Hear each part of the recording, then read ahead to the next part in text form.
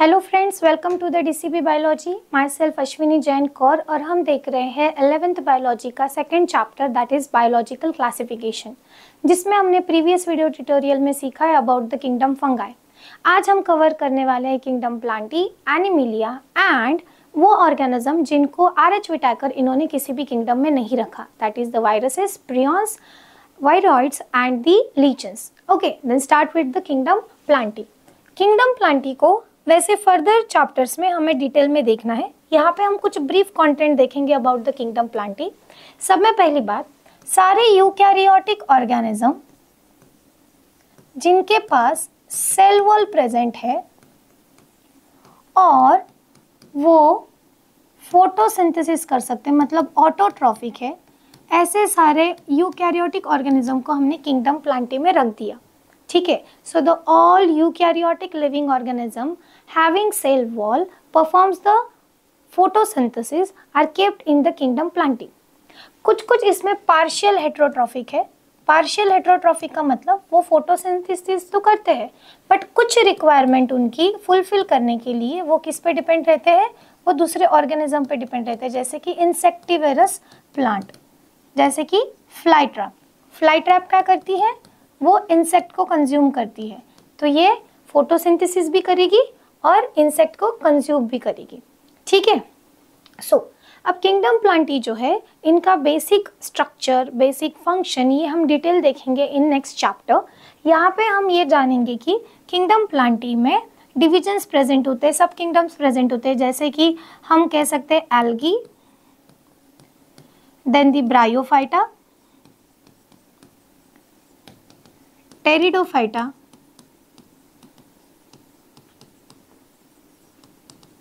gymnosperms,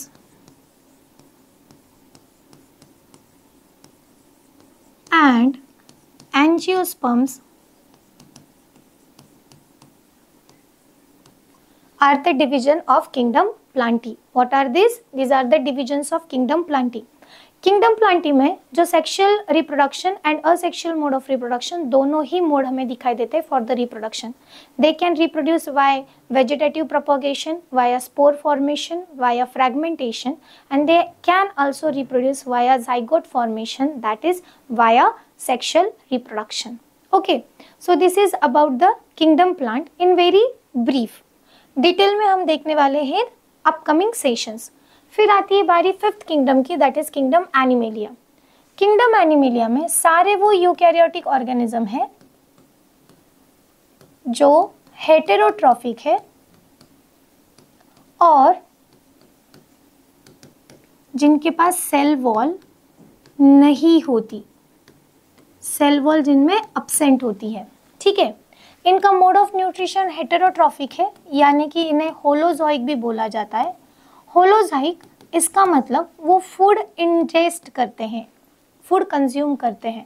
ठीक है, food को क्या करेंगे, वो इंजेस्ट करेंगे, यानी फूड को कंज्यूम करेंगे और डाइजेशन करेंगे। ठीक है, और क्या करेंगे, डाइजेशन करेंगे। जो हायर ऑर्गेनिजम्स होते हैं किंगडम एनिमिलिया में, उनके पास ऑर्गन सिस्टम प्रेजेंट होती है। इसमें हमें वैरायटी दिखती है ऑर्गेनाइजेशन में, मतलब cellular grade organisation, tissue level organisation, organ level organisation, organ system level organisation, हमें वैरायटी मिलती है। ठीक है, किंगडम एनिमिलिया को भी हमें डिटेल में पढ़ना है इन अ सेपरेट चैप्टर। उसके बाद में आता है ऐसे ऑर्गेनिजम्स की बारी जिनको आर.एच. व्हिटेकर ने किसी भी किंगडम में नहीं रखा, जैसे कि viruses, viroids, prions and the lichens. शुरू करते हैं वायरसेस के साथ। Viruses are obligate parasite. Viruses जो होते हैं ये असेलुलर ऑर्गेनिज्म है, ये किसी भी सेल मटेरियल से नहीं बनते। वायरसेस बनते हैं सिर्फ nucleic acid and the protein से, इसलिए उसे न्यूक्लियोप्रोटीन कहा जाता है। किससे बनते हैं वो, न्यूक्लियोप्रोटीन से बनते हैं। अब न्यूक्लिक एसिड कोई भी प्रेजेंट हो सकता है, एदर डीएनए या फिर आरएनए। ध्यान में रखना, जैसे बाकी के ऑर्गेनिज्म में डीएनए और आरएनए दोनों प्रेजेंट होते हैं, वैसे वायरसेस के साथ नहीं होता। वायरसेस में एक तो डीएनए प्रेजेंट रहेगा एज ए जेनेटिक मटेरियल, या फिर आरएनए प्रेजेंट रहेगा, और वो जिसको उस आरएनए और डीएनए को जिसकी कवरिंग होती है उसे कैप्सोमर कहा जाता है, कैप्सिड कहा जाता है, और वो कैप्सिड बनता है फ्रॉम द प्रोटीन। तो ये किससे बनता है, सिर्फ genetic material that is either DNA और आरएनए एंड प्रोटीन से बनता है। कुछ कुछ वायरसेस होते हैं जिनको एक लिपिड लेयर प्रेजेंट होती है जिसे हम इन्वलप कहते हैं, राइट। सब में पहले वायरस इस वर्ड का मतलब होता है वेनम या फिर पॉइजनस फ्लूइड। अब हुआ क्या था 1892 में, किसमें 1892 में डिमिट्री इवानोस्की, इन्होंने एक आइडेंटिफाई किया कि टोबैको के प्लांट के लीव्स को मोजाइक क्रिएट हो रहा है via a micro organism. But वो माइक्रो ऑर्गेनिज्म बैक्टीरिया से छोटा था। क्यों? क्योंकि वो बैक्टीरिया प्रूफ फिल्टर से भी पास हो रहा था। इस वजह से उन्होंने तब आइडेंटिफाई किया कि something is there which is smaller than the bacteria and having ability to cause the infection, right. उसके बाद में 1898 में M.W. बेजेनरिक ने क्या किया, जिस टोबैको मोजाइक प्लांट को जिस टोबैको के प्लांट को मोजाइकनेस आया था, डिजीज हुआ था, उसका एक्सट्रैक्ट लिया और हेल्दी प्लांट में डाला। तो उनको क्या मिला, रिजल्ट क्या मिला, वो हेल्दी प्लांट को भी इन्फेक्शन हो गया। इसका मतलब उन्होंने ये कंसिडर किया कि प्लांट एक्सट्रैक्ट में ऐसा कोई तो फ्लूइड प्रेजेंट है जो वेनमनस है, पॉइजनस है और जो डिजीज कॉज कर रहा है। इसीलिए उन्होंने नाम दे दिया वायरसेस, मतलब वेनम और अ पॉइजनस फ्लूइड। फिर 1935 में W.M. स्टैनली, इन्होंने वायरसेस को क्रिस्टलाइज किया। जनरली लिविंग ऑर्गेनिज्म क्रिस्टलाइज नहीं होते, बट वायरसेस ये क्रिस्टलाइज्ड हुआ। क्यों? क्योंकि उसमें प्रोटीन कंटेंट ज़्यादा है, राइट। सो इस तरह से वायरसेस के बारे में हमें 1935 तक पता चला कि वो क्रिस्टलाइन भी होता है। वायरसेस के बाद सिर्फ डीएनए आरएनए दोनों में से कोई एक और प्रोटीन प्रेजेंट है, फिर भी वो अपना नंबर कैसे बढ़ा सकता है? क्योंकि वो ऑब्लिगेट पैरासाइट है, वो बिना होस्ट बॉडी के सर्वाइव नहीं कर सकता और वो होस्ट बॉडी की प्रोटीन सिंथेटिक मशीनरी इस्तेमाल करता है खुद के प्रोटीन्स बनाने के लिए। और इसी वजह से वायरल इन्फेक्शंस बहुत ज़्यादा कॉमन है।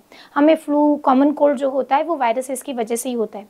रिसेंटली 2021, ठीक है, 2021 में जो पैंडेमिक आया था, कोविड-19 पैंडेमिक, ये भी वायरसेस की वजह से ही आया था, right. So this is all about the viruses. Study of viruses is known as virology, okay, study of viruses is known as virology. उसके बाद में नेक्स्ट बारी आती है वायरियोइड्स की। 1971 में टीओ डाइनर, इन्होंने नोटिफाई किया कि एक स्मॉल मॉलिक्यूल है, that is the RNA molecule, जो potato spindle tuber disease cause करने के लिए रिस्पॉन्सिबल है। मतलब उसको कवरिंग नहीं है, सिर्फ स्मॉल आरएनए का ही मॉलिक्यूल है जो डिजीज कॉज कर सकता है। तो ऐसे आरएनए के मॉलिक्यूल जिसमें एबिलिटी है कि वो इन्फेक्शन करे या डिजीज कॉज करे, उनको नाम दे दिया गया वायरॉइड्स, ठीक है। तो what are the viroids? Are the infectious RNA. Viroids क्या होते हैं? इन्फेक्शियस आरएनए होते हैं, मतलब जो इन्फेक्शन कॉज करने की एबिलिटी रखते हैं। उसके बाद में प्रायॉन्स की डिस्कवरी हुई। प्रायॉन्स, अब कुछ कुछ ह्यूमन में न्यूरोलॉजिकल डिसऑर्डर दिखने लगे और ये न्यूरोलॉजिकल डिसऑर्डर हो रहे थे या डिजीजेस हो रहे थे due to abnormally folded protein. मतलब प्रोटीन का जो स्ट्रक्चर है वो बिगड़ चुका है, सही तरीके से उसने फोल्डिंग नहीं किया, सही तरीके से उसने स्ट्रक्चर फॉर्म नहीं किया। अब प्रोटीन फोल्डिंग मतलब क्या? मान लो कि प्रोटीन क्या होता है, it is a long chain of amino acid. तो ये उसका जो long chain of amino acid का स्ट्रक्चर हो गया, it is a primary structure. जब ये हेलिकल फॉर्म ले लेगा तो इसे हम क्या कहेंगे? Secondary structure. और जब ये प्रॉपर एक शेप ले लेगा तब इसे हम टर्शरी या क्वाटरनरी स्ट्रक्चर कह सकते हैं। तो ये जो प्रॉपर स्ट्रक्चरिंग होती है, जिसमें वो अपना प्रॉपर फंक्शनल रूप ले लेता है, फंक्शनली वो एक्टिवेट हो जाता है, ऐसे स्ट्रक्चर को हम प्रॉपर स्ट्रक्चर कहते हैं या फिर हम इसको फंक्शनल स्ट्रक्चर कहते हैं। और ये किस वजह से आता है? प्रोटीन के फोल्डिंग की वजह से।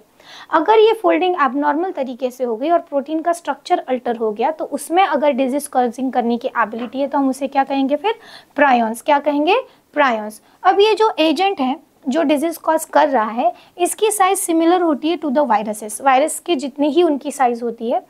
इसका मोस्ट कॉमन एग्जाम्पल हमें मिलता है BSE, that is bovine spongiform encephalopathy. ये जनरली कॉमनली इसे कहा जाता है mad cow disease in the cattle. Cattle में इन्हें क्या कहा जाता है? Mad cow disease. इसका सिमिलर एंटागोन, एक सिमिलर हमें मिलता है डिजीज जो ह्यूमन में होता है, that is CR Jacob disease, जिसे कॉमनली CJD डिजीज भी कहा जाता है, ठीक है। सो प्रायॉन्स क्या है? प्रायॉन्स आर इन्फेक्शियस प्रोटीन है। वो प्रोटीन इन्फेक्शियस क्यों हो जाते हैं? Because they are abnormally folded. Viroids क्या है? वायरॉइड्स होते हैं इन्फेक्शियस RNAs, अंडरस्टैंड। इसके बाद में आता है next component, that is the lichens. Lichens के बारे में हमने ऑलरेडी किंगडम फंगाई में डिस्कस किया था।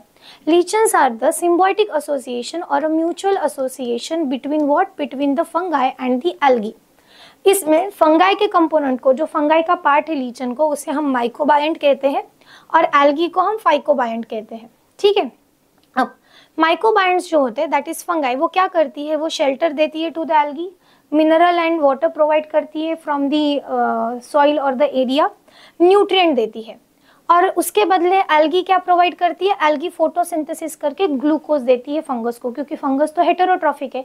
तो heterotrophic fungi and autotrophic algae एक ऐसा कॉम्बिनेशन बनाता है जो देखने पे पता नहीं चलता कि ये दो डिफरेंट कंपाउंड या दो डिफरेंट कंपोनेंट से बना हुआ है या दो डिफरेंट लिविंग ऑर्गेनिज्म से बना हुआ है। वो देख के ऐसा लगता है कि एक ही है, इसलिए उसको नाम दिया गया है लीचेंस। ठीक है, और ये लीचेंस जो होते हैं ना, ये बहुत अच्छे पोल्यूशन इंडिकेटर है, क्योंकि वो पोल्यूटेड एरिया में ग्रो नहीं करते। जहाँ पे पोल्यूशन हो रखा है वहाँ पे वो ग्रो नहीं करते, यानी किसी जगह पे अगर लीचेंस ग्रो कर रहे हैं, ठीक है, इसका मतलब वहाँ पे पोल्यूशन नहीं है, और वहाँ पे किसी जगह पे अगर पोल्यूशन है तो वहाँ पे लीचेंस ग्रो नहीं कर सकते। So they are natural pollution indicator. समझ में आया? So this is all about the organisms और अ क्लास ऑफ ऑर्गेनिज्म, जिसे आर.एच. व्हिटेकर इन्होंने 5 किंगडम सिस्टम में नहीं रखा था। आर.एच. व्हिटेकर इन्होंने 1969 में 5 किंगडम सिस्टम दी है, जिसमें हमने सीखा है kingdom Monera, Protista, fungi, Plantae and animalia. इसमें से हमने मोनेरा, प्रोटेस्टा और फंगाई को डिटेल में देखा है। प्लांटी और एनिमेलिया को हम फर्दर वीडियो ट्यूटोरियल में देखेंगे। यहाँ पर हमारा second chapter that is biological classification complete होता है। ऑब्जेक्टिव पॉइंट ऑफ व्यू के हिसाब से, नीट के पॉइंट ऑफ व्यू के हिसाब से ये जो चैप्टर है ये इम्पॉर्टेंट है, क्योंकि इसमें बहुत सारे एमसीक्यूज निकल सकते हैं, एंड सब्जेक्टिव के लिए भी राइट अ शॉर्ट नोट और गिव रीजन टाइप क्वेश्चंस भी इस पे निकलते हैं। तो इस चैप्टर को बहुत अच्छे से स्टडी कीजिए। अगर ये आपको वीडियो पसंद आया है तो लाइक कीजिए, नॉलेजेबल है तो अपने दोस्तों के साथ शेयर कीजिए।